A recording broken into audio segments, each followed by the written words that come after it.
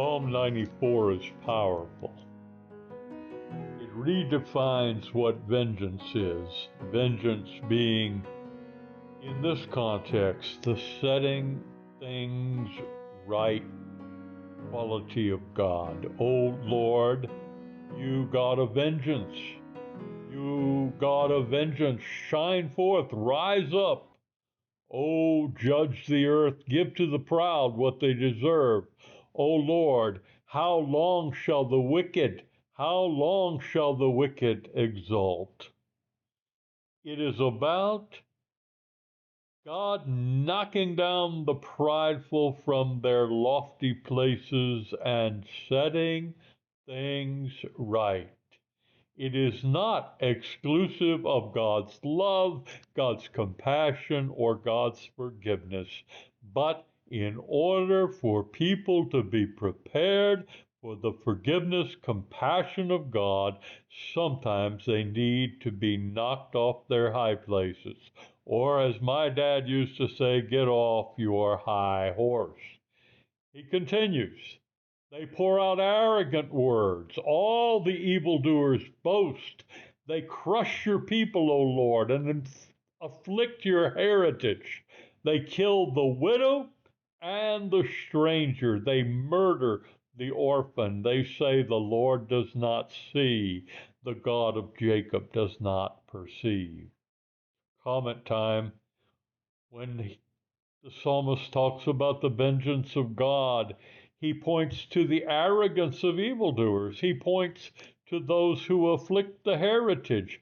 They also afflict and kill and molest widows, strangers, and orphans, and say God does not see.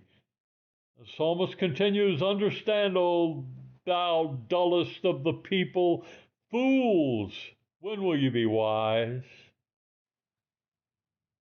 He who planted the ear, does he not hear?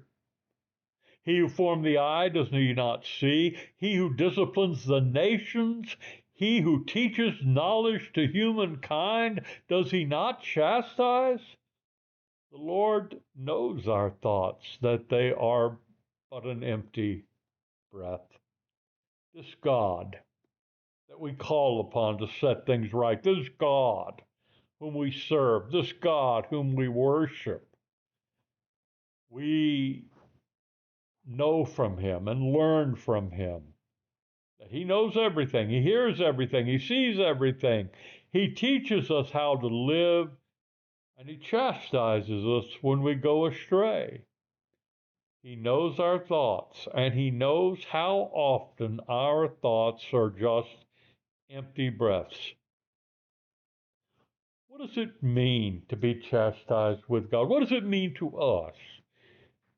He continues in this psalm to say, not sad are those who are disciplined, not broken are those who discipline comes upon. He says, happy, happy, happy are those whom you discipline, O Lord, and whom you teach out of your law, giving them respite from days of trouble until a pig, or a pit rather, is dug for the wicked. For the Lord will not abandon his people. He will not abandon his heritage, for justice will return to the righteous, and all the upright in heart will follow it. What's the difference between vengeance and chastisement?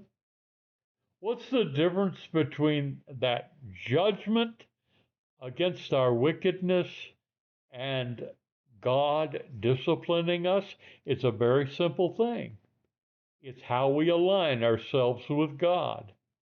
If we align ourselves with God, if we have reverence for God, if we hope in God, if we find our meaning in God, if we look to God as our King, then everything that comes down to the wicked and the rebellious as vengeance comes to us as loving discipline, teaching, chastisement, God setting us on the right track.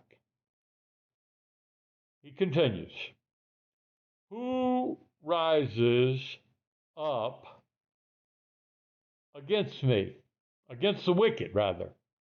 Who stands up for me against evil doers?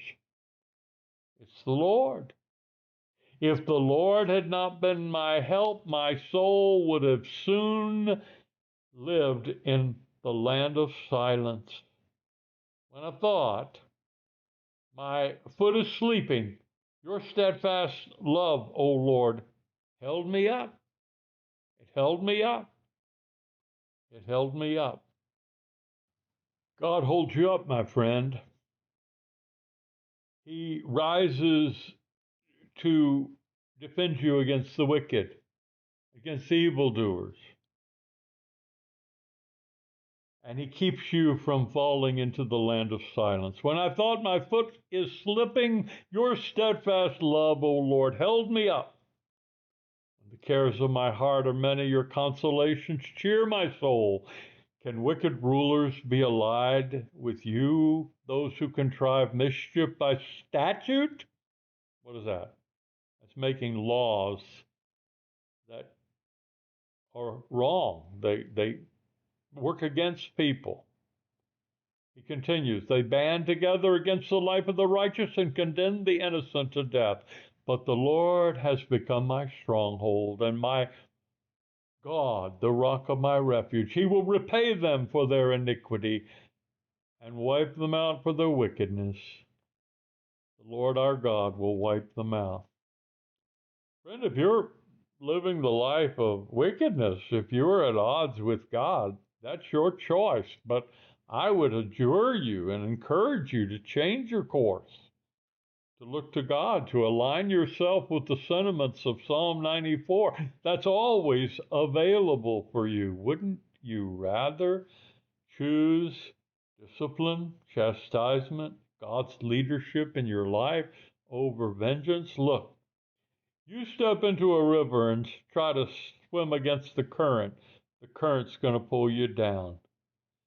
You drive headlong into a mountain, and the mountain's going to stop you. That's what wrath is. You don't need that stuff. God has set a course for us, and when we align ourselves with Him, we find ourselves supported and encouraged. God bless you.